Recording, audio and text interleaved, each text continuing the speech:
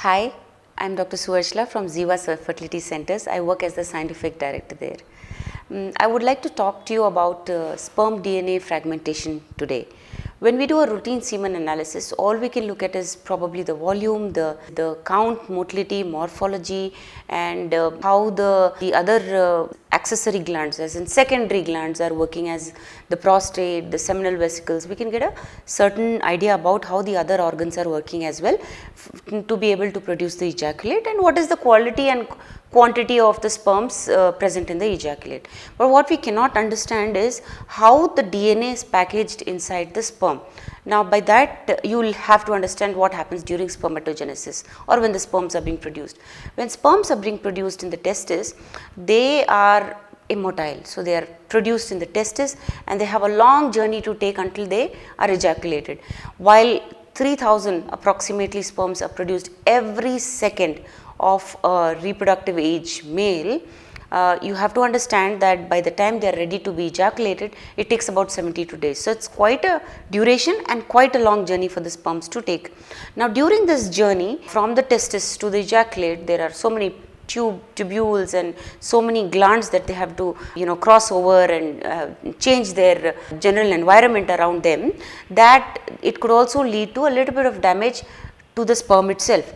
So, what are the types? One could be that while it is being produced itself, the sperm was not originally intended to mature and be ejaculated. So, but it escaped, escaped the chance to be to die. We call it apoptosis. So, it escaped that chance to die and continued the journey. So, what happens basically inside such a sperm is that the DNA which is packed inside the head of the sperm has breakages. It is called DNA fragmentation. Not just that, there could be an infection in the man's body. He could have had a high temperature over the last 3 months, which resulted in high DFI, DNA damage to the sperm, or it could mean that this person himself is working in a very hot environment. He could be a chef who is exposed to temperature. He could be someone working in a factory which has a lot of heat inside it. So, there is a lot of heat exposure to this person, which results in high DNA fragmentation. In addition to all this, person could be of advanced age, so he is 45 or above, which is a normal phenomenon to occur in males who are over 45, that the DNA fragmentation also slowly increases. So, these are the causes of DNA fragmentation which could occur naturally, but if you look at certain other factors such as being subjected to chemotherapy, if he had some cancer and he was subjected to chemotherapy or radiation, sperms undergo severe damage to their DNA and cause a very high increase in the DNA fragmentation index of the entire ejaculate that we have. So, that is another cause. You could be smoking as well, smoking, alcohol, diabetes. Diabetes is known to cause high DNA fragmentation. All these factors contribute to this, and I will tell you now the relevance of DNA fragmentation. Does it mean anything at all? So, when we have to go back and see what it does to the sperm and what it does to the embryo that is formed in future. Now, the sperm itself is DNA fragmented, isn't it? The fragmentation is occurring in the DNA. It means that the code that is being carried into the egg for fertilization also is damaged. It needs to be complete. The language inside the genes which are coming from the father has to be complete. So, incomplete DNA is carried into the egg. So, such a sperm may not have the capacity to fertilize the egg.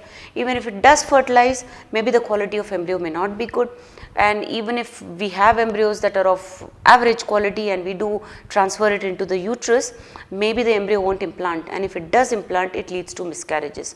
So, what is the statistical data saying? When we look at the data that is presented by so many clinical researches happening, every checkpoint that I have talked about, fertilization, formation of good quality embryos, implantation, and then leading to good babies, everything has a relevance to DNA fragmentation. So, it is very, very critical that the DNA fragmentation be low and the factors that I have talked about be controlled, at least the ones that can be controlled, that could lead to a better quality of sperms. So, that is the relevance of DNA fragmentation.